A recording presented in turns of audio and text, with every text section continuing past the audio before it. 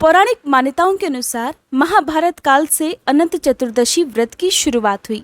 ये भगवान विष्णु का दिन माना जाता है।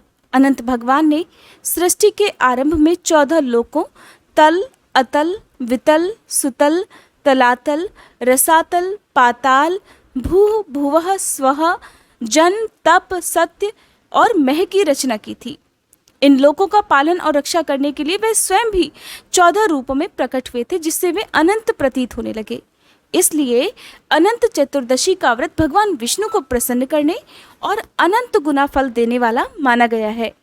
ऐसी मान्यता है कि इस दिन व्रत रखने के साथ साथ अगर कोई भी भक्त श्री विष्णु सहस्त्रनाम स्तोत्र का पाठ करता है तो उसकी समस्त मनोकामनाएं पूर्ण हो जाती हैं।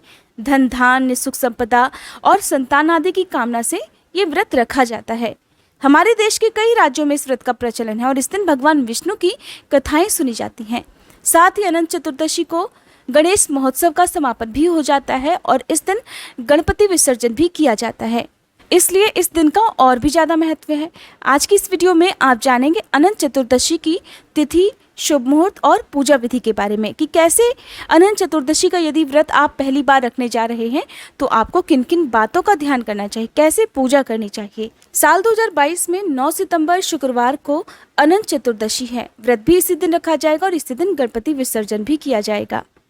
चतुर्दशी तिथि प्रारंभ होगी 8 सितंबर गुरुवार की रात 9:04 से और समाप्त होगी 9 सितंबर शुक्रवार की शाम 6:08 पर। इस दिन सूर्योदय का समय रहेगा सुबह 6:15, सूर्यास्त का समय रहेगा शाम 6:33 और चंद्रोदय का समय रहेगा रात 6:12 पर।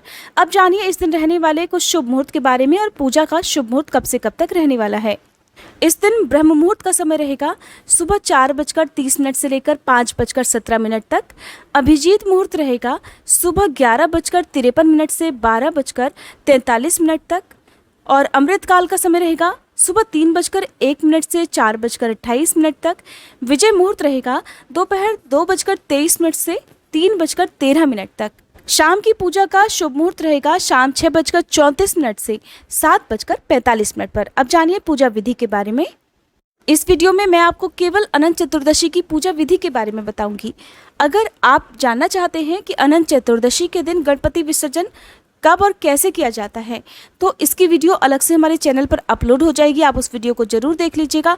जिन लोगों ने भी अपने घर में गणपति की स्थापना की थी, चाहे उन्होंने 5 दिन के लिए, 7 दिन के लिए या 1 दिन के लिए भी यदि गणपति की स्थापना की थी, या जिन्होंने पूरे अनंत चतुर्दशी तक गणपति जी को अपने घर में विराजमान कराया था, उन्हें खासकर अनंत चतुर्दशी के दिन जिस दिन गणपति विसर्जन किया जाता है एक काम जरूर करना चाहिए। वो खास काम क्या है, इसकी जानकारी आपको हमारे चैनल पर दूसरी वीडियो में मिलेगी जो कि केवल गणपति विसर्जन से संबंधित होगी। आप उसे देखना मत भूलिएगा।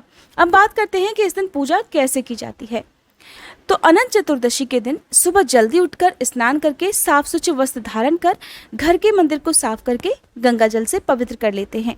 फिर एक चौकी पर स्थापना करके आज के दिन लाल वस्त्र बिछाकर उस पर स्वास्तिक का चिन्ह बनाकर, आप चाहे चावल से बना सकते हैं या रोली से बना सकते हैं, फिर भगवान विष्णु की प्रतिमा स्थापित की जाती है। और क्योंकि ये बहुत बड़ा दिन होता है तो इसलिए इस दिन कलश की स्थापना भी यदि संभव हो तो जरूर करें। कलश की स्थापना ठीक वैसे ही करनी है जैसे कि आप नवरात्रि के दिनों में करते हैं, यानी कि नीचे चावल रखकर उसके ऊपर मिट्टी का कलश रखें। मिट्टी का ना हो तो आप कोई भी धातु का कलश रख सकते हैं।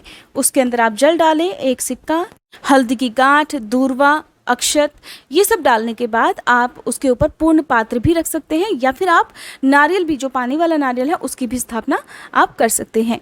फिर कलश की स्थापना की जाती है। कलश पर आप स्वास्तिक का निशान बनाएं, कलश की पूजा करें, धूप दीप जलाकर भगवान विष्णु की पूजा की जाती है। भगवान विष्णु को आज के दिन पंचामृत से स्नान कराकर धूप दीपक जलाकर पूजा करनी चाहिए। और आज के दिन सबसे विशेष बात है कि इस दिन अनंत सूत्र भी बांधा जाता है।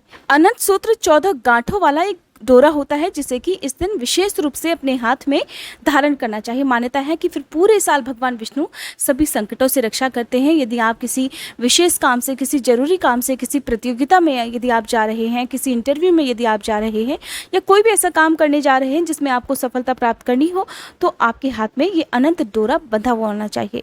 न केवल विपत्तियों से भगवान विष्णु रक्षा करते हैं बल्कि हर काम में सफलता भी प्रदान करते हैं। आपका इस डोरे के प्रति सच्चा विश्वास होना जरूरी है। कोई भी काम आप करते हैं, कोई भी पूजा करते हैं, तो जब तक आपके मन में भगवान के प्रति, पूजा पाठ के प्रति या किसी भी वस्तु के प्रति, किसी भी पूजन सामग्री के प्रति विश्वास नहीं होगा तो वो उपाय आपका कभी सफल नहीं हो सकता। इसलिए विश्वास होना बहुत जरूरी है। तो अनंत जो डोरा है वो आप चाहे तो मार्केट से ला सकते हैं, जिसमें 14 गांठें लगी होती हैं। यदि मार्केट से नहीं ला पाते हैं तो आप इसे घर पर भी बना सकते हैं। जो मौली है, कलावा जिसको कहते हैं, उसमें आप 14 गांठें लगा दें, थोड़ा दूरी पर छोड़ कर, और गांठें लगाने के बाद आप इसे भगवान विष्णु के चरणों में अर्पित करें। फिर इनकी भी पूजा की जाती है। ये जो अनंत डोरा है, इन्हें आप एक पात्र में रखकर पंचामृत से स्नान कराएं, हल्दी में डुबोकर भी रखा जाता है, और उसके बाद धूप दीपक जलाकर, डोरे को उसमें से निकालकर धूप दीपक जलाकर आप भगवान विष्णु से प्रार्थना करें कि आप सदा पूरे साल भर इस डोरे को अपने हाथ में धारण करेंगे